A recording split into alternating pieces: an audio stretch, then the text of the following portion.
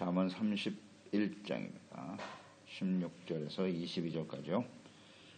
31장 16절 22절 같이 읽습니다. 밭을 살펴보고 사며 자기의 손으로 번 것을 가지고 포도원을 일구며 힘있게 허리를 묶으며 자기의 팔을 강하게 하며 자기의 장사가 잘 되는 줄을 깨닫고 밤에 등불을 끄지 아니하여 손으로 손뭉치를 들고 손가락으로 가락을 잡으며 그는 공고한 자에게 손을 펴며 궁핍한 자를 위하여 손을 내밀며 자기 집 사람들은 다 홍색 옷을 입었으므로 눈이 와도 그는 자기 집 사람들을 위하여 염려하지 아니하며 그는 자기를 위하여 아름다운 이불을 지으며 세마포와 자색 옷을 입으며 아멘. 모두를 이롭게 하는 현숙한 여인. 마음이 어질고 바른 현숙한 여인은 일단 가족을 잘 살피죠. 무엇보다 남편에게 신뢰를 준다 그랬어요. 그리고 부지런하고 성실하기 때문에 풍성한 삶이 되게 만든다. 또 선을 행한다 그랬어요. 항상 선을 행하고 악을 행하지 않는다. 그래서 가족들을 의복을 만들고 음식을 준비하고 잘 살피고요. 자신과 또 가족들과 함께하는 모든 사람들에게 유익을 주는 거예요. 이롭게 하는 여인, 현숙한 여인입니다. 16절 가정에서의 일뿐만 아니라 밭을 잘 살펴보고 사고 자기 손으로 번 것을 가지고 포도원도 일군다 그랬어요. 그러니까 밭을 살 때도 자세히 살핀다 그랬어요. 그냥 막 사는 게 아니고 자세히 살펴보고 이것이 우리에게 유익을 줄 것인가, 일할 수 있는 곳인가 잘 살핀다. 꼼꼼하죠. 지혜가 있고 또 번 돈을 가지고 포도원도 사고 가꾸면서 이렇게 가산을 늘려간단 말이에요. 이게 바로 지혜로운 여인이에요. 가산을 늘려간다. 가정일과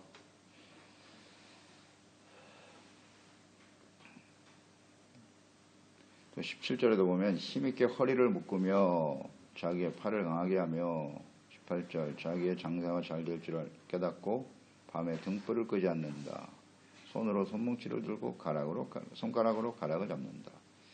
이것은 허리를 단단히 동이고 억센팔로 힘차게 일한다는 거예요. 포도원도 사고 밭도 살 뿐만 아니라 그것을 잘 열심히 가꾸는 거예요. 정말 최선을 다해서 성실하게 수고하고 애쓴다는 뜻이겠죠. 또 밤에도 등불을 끄지 않고 열심히 일한다.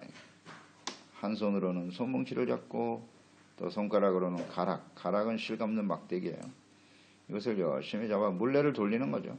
실을 빼내고 천을 만들어내고 또 옷을 만들어서 가족들을 입힐 뿐만 아니라 그것을 이제 팔아요. 장사를 하기 위해서 더 많이 수고하고 열심히 노력하는 거예요. 이게 장사가 되는 줄 알고 밤에도 등불을 끄지 않는다. 밤늦게까지 열심히 또 수고하고 노력해요. 이게 현숙한 여인이에요. 그러니까 이렇게 현숙한 여인은 근면성실하죠. 회사에 열심히 일하고 지혜롭기 때문에 산업을 풍족하게 한다는 거예요. 이런 아내 같으면 남편이 신뢰하지 않겠어요? 무엇을 맡겨도 헛된 데 쓰지 아니하고 사치하고 낭비하고 돈을 쓰는 일에만 생각하는 여인들이 있는가 하면 그 작은 것이라도 어떻게 그걸 잘 저축하고 모아서 재산을 불려가는 거예요. 이게 지혜로운 여인이죠. 그런 아내들이 있죠. 그냥 쓰기만 바쁜 여인들이 있는가 하면 수고하고 부지런히 일해서 재산을 늘려간다. 그래서 모든 생활을 풍족하게 만드는 거죠. 이런 현숙한 여인, 이게 진짜 현숙한 여인이거든요. 이런 아내를 얻으면 정말 복이죠. 복입니다. 요즘은 정말 찾아보기 어렵죠. 이런 아내를 얻는다는 건 쉬운 일이 아닐 겁니다. 잠언 10장 4절이죠. 손을 게으르게 놀리는 자는 가난하게 되지만 손이 부지런한 자는 부하게 되느니라. 하여튼 부지런해야 돼요. 부지런해야 돼. 성실하고 부지런하고. 이걸 잘 좀 점검을 해봐야 돼요. 이런 걸 좀 확인하고서 아내로 삼고 해야 될 텐데. 이런 걸 테스트 해봐야지. 그냥 외모만 보고 말이죠. 참 어리석은 거예요. 다 테스트 해봐야 돼요. 점검해 봐야지. 얼마나 부지런하고 성실한가. 매사에 자신의 일에 또 자신뿐만 아니라 많은 사람들에게 유익을 주는가. 그러니까 어떤 가치를 갖고 있는지, 어떤 삶의 목적을 가지고 있는지, 그 일을 위해서 어떻게 살아왔는지 이런 걸 잘 점검해 봐야 돼요. 그저 외모만 보고 스펙이 좋으니 이런 것 가지고 아내를 택했다가는 큰일 납니다. 이거 큰일 나요. 이런 현숙한 여인이 있으면 얼마나 복되겠습니까? 아주 복 중의 복입니다. 그러니까 우리가 예수 그리스도를 믿고 하나님을 경외하는 자녀라면 마땅히 이런 모습으로 주님을 섬겨야 된다는 거죠. 가족과 이웃을 위해서. 이것을 잘 가정과 주어진 삶에 성실하게 최선을 다해야 한다는 건 쉬운 일이 아니에요. 근데 이렇게 열심히 수고하고 헌신하는 그 동력이 뭘까? 그 동기가 있어야 될 거 아니에요, 그렇죠? 동기. 이 동기가 뭘까? 그 동기는 오직 사랑이에요. 자기 자신만을 위한 것이 아니고 그건 다 이기심이고요, 정욕이고요. 예. 사랑이 동기가 돼야 되거든. 그래야 음식 하나를 만들어 먹여도 마음에 기쁨이 있고, 옷을 쥐어 입혀 그 모습을 보고 즐거워하고, 사랑이 동기가 되니까. 그것을 어려움이 있어도 참고 인내할 수 있는 것이고, 그러니까 사랑이 동기되지 않으면요, 이거는 다 무너져요. 계속 할 수가 없어요. 이렇게 열심히 성실하게. 그런데 이 사랑이 어디서 오냔 말이죠. 어디서 와요, 이 사랑이? 인간적인 사랑? 그거 얼마 못 갑니다. 절대 얼마 못 가요. 그러니까 하나님의 사랑, 이 사랑의 가치가 영원한 가치인데 그 사랑이 계속 부어지지 않으면, 그게 동기되지 않으면요, 따스도 아무것도 못해요. 그러니 우리가 하나님을 알고 그리스도 안에서 주님의 사랑을 깨닫고 그 사랑이 계속 우리에게 공급되어진다는 건 얼마나 귀한 일일까요? 이런 걸 생각해 보고요. 그러니까 하나님의 사랑도 공급돼야 되지만 신문대로 거두게 되는 법인데요. 특히 이 현숙한 아내는 사랑이라는 게 관계 속에서 이루어지는 거니까, 그러니까 아내가 남편에 대해서 해야 될 것이 복종이라 그랬잖아요. 복종. 그러나 남편이 아내에게 해야 될 것이 사랑이에요. 반드시 순종해야 될 게 사랑이라고, 아내를 사랑해줘야 돼요. 그러니까 남편에게 사랑받는 아내는 이렇게 될 수 있어요. 가능성이 있어요. 남편에게 사랑받는 아내. 그게 이제 힘이 되는 거죠. 동력이 돼서 열심히 헌신하게 되는 것이죠. 그런데 이 남편들이 지혜롭지 못하죠. 그 아내를 사랑하고 헌신하는 삶을 게을리하죠. 그래서 모든 게 불행해지는 거예요. 물론 다 관계 속에서 오는 거지만, 또 아내가 이렇게 헌숙하고 성실하고 최선을 다하는데 어찌 사랑하지 않을 수 있겠습니까? 이런 건 생각하겠지만, 사랑과 복종, 동기는 사랑이다. 그러나 인간적인 사랑이 계속될 수는 없기 때문에 반드시 하나님과 예수 그리스도를 알아야 돼요. 이 하나님의 사랑이 계속 공급되지 않으면 남편과 아내, 가정 바르게 세울 수 없어요. 사랑이 동기되어져야 한다. 그것은 분명합니다. 20절, 그는 공고한 자에게 손을 펴며 궁핍한 자를 위하여 손을 내민다. 현숙한 여인은 열심히 수고하죠. 가산을 늘린단 말이에요. 밤에 늦게까지 일을 하면서까지 가산을 늘려가는데, 자기 자신만을 위하여 재산을 증식하는 일에만 급급하지 않는다는 거예요. 이 참 아름다운 여인이네. 그 열심히 수고해서 돈을 벌어가지고 그 다음 공고하고 궁핍한 자를 돌아본다는 거 아닙니까? 그들에게 손을 편다. 가난하고 도움이 필요한 사람들을 외면하지 않고 손을 편다는 건 구제잖아요. 구제하고 돕는다.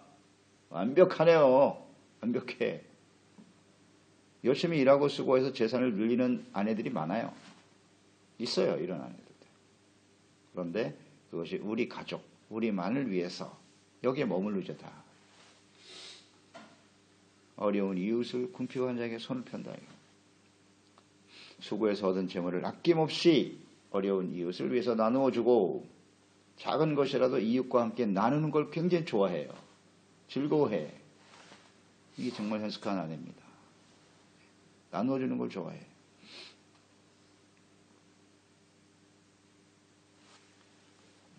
그러니까 자신이 이게 하나님을 경외하지 않으면 참 쉽지 않아요. 우리에게 재물이 주어진 것, 재물 얻을 능력을 하나님이 주신 것이다. 내가 열심히 수고하고 노력해서 얻은 것이니까 우리와 우리 가족들만을 위해서 써야지, 쌓아두어야지. 뭐 잘못된 생각이라 볼 수 없겠죠. 그러나 우리가 하나님을 경외하는 자녀라면 마땅히 재물 얻을 능력은 하나님이 주신 것이니 함께 나누며 살아야지. 이게 정말 지혜입니다. 잠언서 11장 24절 흩어 구제하여도 더욱 부하게 되는 일이 있나니 과도의 학교도 가난하게 될 뿐이니라. 그러니까 현숙한 아내가 산업을 풍족하게 한다 그랬잖아요. 그러니까 어떤 과정을 통해서 산업을 풍족하게 하는지를 보여주는 거예요. 이 말씀은 뭐 여인에게만 해당되겠습니까? 우리 모두에게 해당되는 지혜죠. 풍족하게 하는 건 계속 흩어 나누는 거예요. 구제하고 나누어 줄 때 더욱 부하게 되는 거예요. 잠언 11장 25절 구제를 좋아하는 자는 풍족하여질 것이요 남을 윤택하게 하는 자는 자기도 윤택하여지리라. 아멘. 절대 진리. 우리는 이걸 믿지 못하죠. 하나님의 말씀이 진리인데 이걸 믿고 행동해야 되는데 실천을 못하죠. 아까워. 나누지 못해. 하나님의 것을 하나님께 드리는 것도 제대로 못한단 말이에요.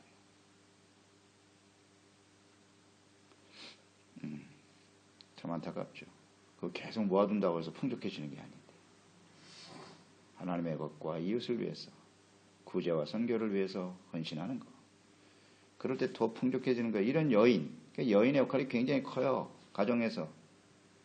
그 여인이 대부분 다 살림을 하잖아요. 그 맡아서 살림을 하는데 여인이 이런 생각을 갖지 못하면요. 남편도 실천 못해요. 그래서 여인이 중요한 거죠. 잠언서 28장 27절 가난한 자를 구제하는 자는 궁핍하지 아니하려니와 못본치 하는 자에게는 저주가 크니라 그랬어요. 오히려 못본치 하면 저주가 임한다. 하나님의 자녀이기 때문에 이 말씀은 이루어지겠죠. 누가복음 12장 33절 너희 소유를 팔아 구제하여 낡아지지 아니하는 배낭을 만들라. 곧 하늘에 돈바 다함이 없는 보물이니 거기는 도둑도 가까이 하는 일이 없고 좀도 먹는 일이 없느니라. 하늘에 쌓아두는 일 구제하고 나누는 거죠. 에베소서 4장에도 나옵니다. 21절 이하에 보면 진리가 예수 안에 있는 것 같이 너희가 참으로 그에게서 듣고 또한 그 안에서 가르침을 받았을진데 너희는 유혹의 욕심을 따라 썩어져가는 구습을 따라 네 사람을 벗어버리고 오직 너희의 심령이 새롭게 되어 그랬어요. 이것이 그리스도인의 모습이죠.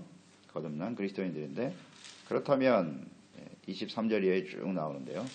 28절에 도둑질하는 자는 다시 도둑질하지 말고 돌이켜 가난한 자의 구제할 수 있도록 자기 손으로 수고하여 선한 일을 하라.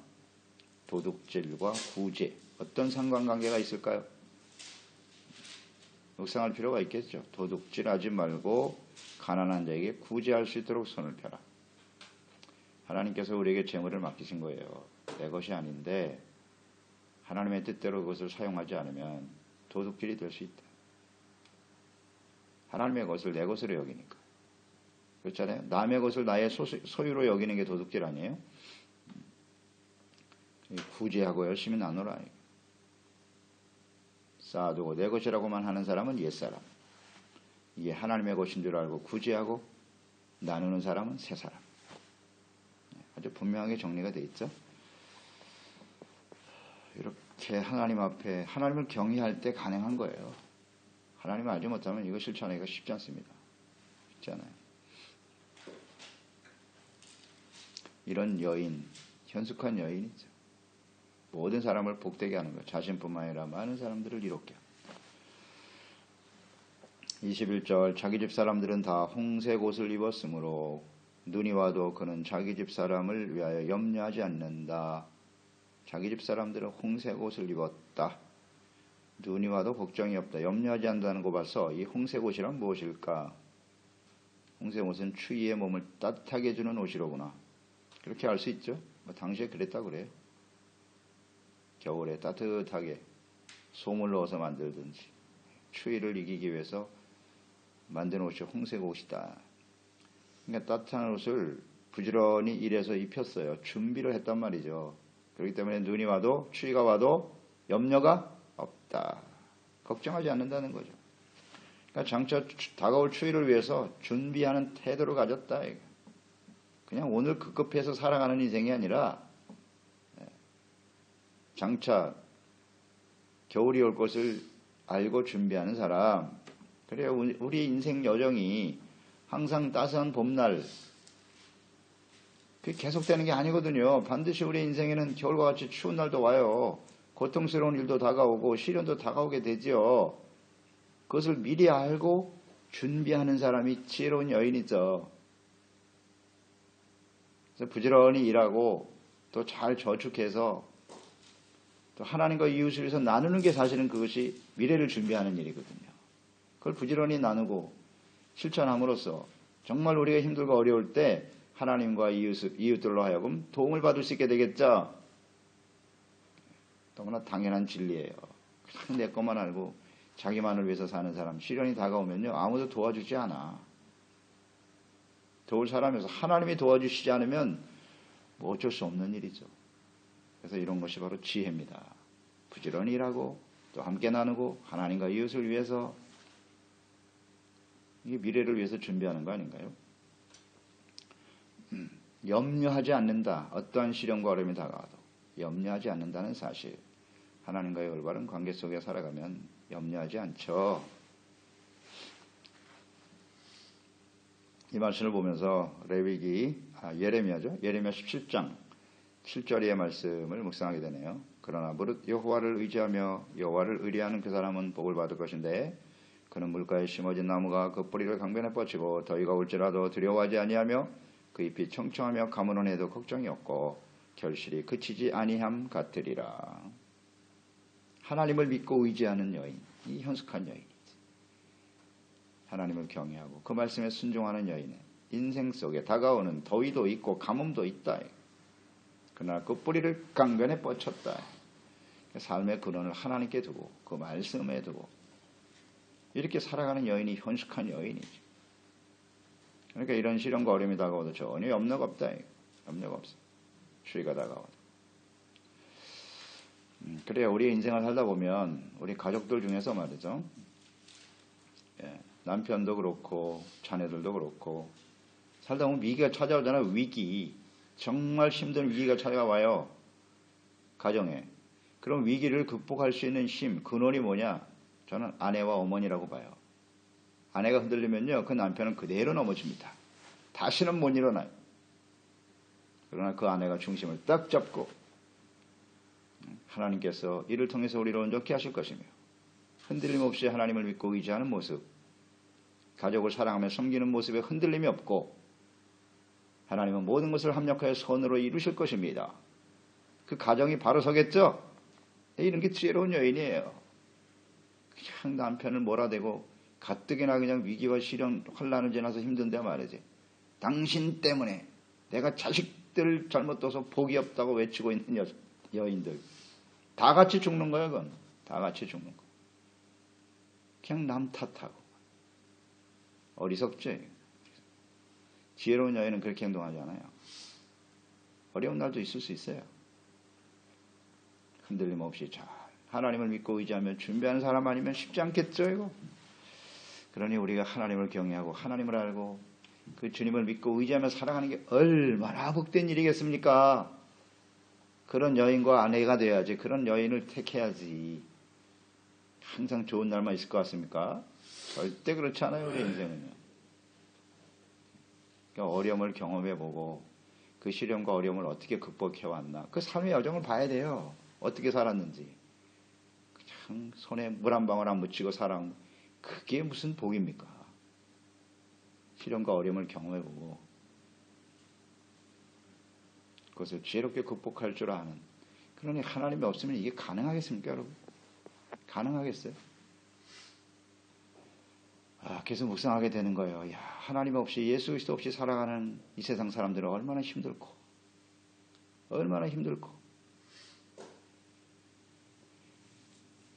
걱정 없이 사는 사람은 그렇게 많지가 않아요. 그거 뭐 1%도 안 됩니다. 먹고 사는데 걱정이 없고 그런 사람 많지 않아요. 대다수의 사람들이 이렇게 정말 하루하루 힘들게 살아가는 겁니다. 내일에 대한 근심, 걱정, 염려를 안고 살아가는 거예요. 대부분의 사람들은. 그러니 이 하나님이 없이 이거 어떻게 살지? 이걸 우리가 알기 때문에 전해주는 겁니다. 우리의 삶을 통해서 보여주는 거고요. 삶을 통해서 가까이 있는 우리 가족들에게, 자녀들에게 이걸 가르쳐야죠. 현숙한 아내가 되고 엄마가 돼서 다 가정을 굳게 지켜가면 그 밑에서 자란 자녀들은 지혜로운 자녀가 될 수 있겠죠. 이게 얼마나 중요한데요. 22절에도 그는 자기를 위하여 아름다운 이불을 지으며 세마포와 자색 옷을 입는다. 그러니까 이 현숙한 여인은 열심히 일하죠. 수고하고 애쓰죠. 이웃을 위해 나누기도 하죠. 그런데요, 자신에 대한 자신의 관리도 게을리하지 않는다는 거예요. 자기를 위해서 아름다운 이불을 짓고 세마포, 자색 옷을 입는다. 자기를 잘 단정하는 일에도 게으르지 않다는 거예요. 참 현숙한 아내예요. 그래 남편에게 사랑을 받죠. 자기 단장을 게으르지 않아요. 세마포 이런 건 뭐 의의 모습 아니겠어요? 겉모습만 잘 단정한다고 해서 그게 바른 태도는 아니겠죠. 세마포는 의의 행실이라고 그랬는데 항상 의와 진실함으로 사랑과 또 하나님이 주시는 기쁨과 평안으로 정숙함으로 마음을 잘 단장하면 자기를 위해서도 게을리하지 말아야 돼요. 자기의 수고와 헌신을 그냥 사람들에게 알아주라고 그렇게 하지 말고 겸손함으로 감사와 기쁨으로 평안으로 정숙함과 정절로 단장할 줄 아는, 이게 정말 지혜로운 여인이죠. 현숙한 여인, 이게 얼마나 큰 복인가 묵상하게 됩니다. 기도하겠습니다. 하나님 아버지, 오늘도 현숙한 여인이 어떠한 모습으로 살아가는지 자기 자신뿐만 아니라 모든 사람들에게, 가족과 또 함께 살아가는 모든 사람들에게 이렇게 구제하고 나누면서 이롭게 하고 유익을 주는 여인이다. 뭐 정말 완벽한데요. 이런 여인을 아내로, 어머니로 삼고 살아가는 사람은 얼마나 복이 있을까요? 주님, 우리가 그런 사람이 되어야죠. 우리가 어머니로서, 아내로서 주님이 이 사역을, 이 현숙한 모습을 우리가 가지고 살아갈 수 있도록 늘 사랑과 또 하나님이 주시는 기쁨과 평안과 감사가 충만한 그런 삶이 될 수 있도록 도와주시고요. 이것은 여인에게만 해당되는 문제이겠습니까? 또 우리 모두에게, 우리가 성도로서 신랑이신 예수님, 그 예수님을 기다리는 신부와 같이, 현숙한 여인과 같이 하나님과 이웃을 위해서 항상 지혜롭고 바르게 주님을 섬기는 신실한 성도로서 준비되어질 때 우리는 신랑 되신 예수님을 기쁘게 맞이할 수 있겠죠. 이런 지혜로운 하나님의 자녀들이 될 수 있도록 항상 깨우쳐 주시고 인도해 주시옵소서. 예수님의 이름으로 기도드리옵나이다. 아멘. 잠언 31장입니다.